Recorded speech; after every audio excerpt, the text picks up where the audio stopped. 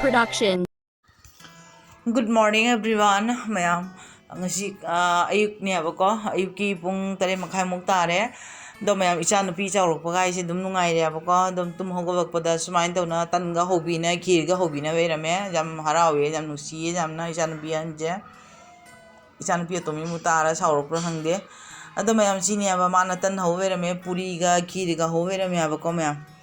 ado ayuk tadi dum akhoi aina anamana tan nakang mai jam chaning dia ba ko dum sumai puri guma jam chakal ba adana mana puri ho thambirame ado mayam sina ne akhoi gi thangnaba nupi ai gi mana bisina ngasi di mogi dum athum khara ho ya ina ne asisu dum khara piri ya ba ko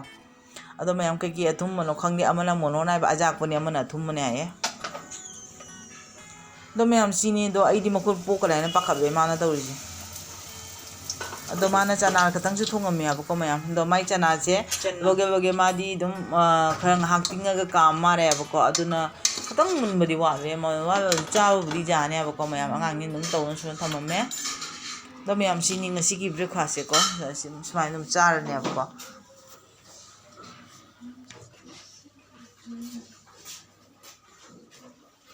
mayam ay hujik chara chaba goraga tan ngada chaba goraga ngari gi thok prai na khara jingba bakpa ko ado mayam ngarang kano da ram sita gi akhoi gi sangka gi do ram gi adu gi dum ga program torom gi siga mayam thena be suraba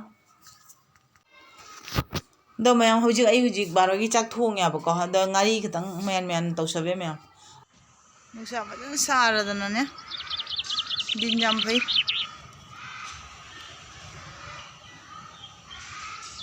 ai hinjang di loina thangdarame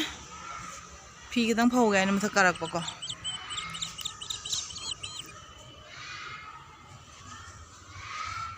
ai gi kana se mayang wase kana tawre ni ising narang hebi hodre mayam chaba utunga bai dana chaba phangna bai re ne se morogam su jawri toningo ka se kanam tawre jinam wase mayam siga school ga yab ko hek thangna bada aduna ne background gi makhon si jam lai ya jamna sigum pai tu si mana phajaba mai angoba do mayam hujik ne mayan me anja phajana chara ga tang tumtho re ab ko tumtho ga hai chaning muna bo re ab ko hai je dum mai taba do komba ga dei angur khatang lai ab ko angur si mayam khatang chintak taw ya ab ko ado aina ngasi di thumrok se chara ga ina puthorabani mayam komla si di manam je bhajana nungsi abako si kg da 50 rupees pi abako mayam komla se ado mayam si chai ge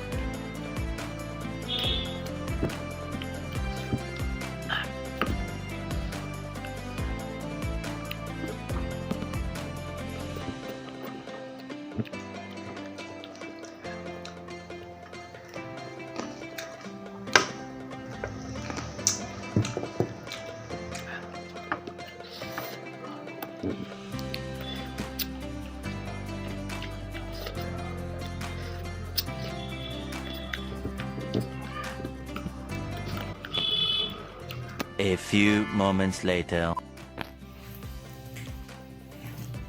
Nasi kari. jen nang na ida pa kya tara ki ngasi mo no Tangkon. 120 no ngasi di ka taw punna tusanda mo ni alu su chanam su degi kana su kaya mo tigo punna thong da mayam ngasi ne thongi ba jen ku thong se do mononai ba bihari gi mong khuthong da thong ya e ko mak tosan na tham na minute manga tara aina tosan na phajan thong ngor bane abako mayam ado ai sok to bigi video se ahan bagi chanam dulo ga hapa che ai gi camera da jawrom da aina namjabni aba do kai chakra mo khang da mayam mang re skip to ado mayam hapchadre ado ai hinjang ji su loire abako mayam asumai tawna yam sangna namhudre mayam dum video camera paira nambaji jam wayeba ko aduna jam sangna namjahudre mayam ado sumaina thongba pada ngasigi oina aigi video se matangsiga dum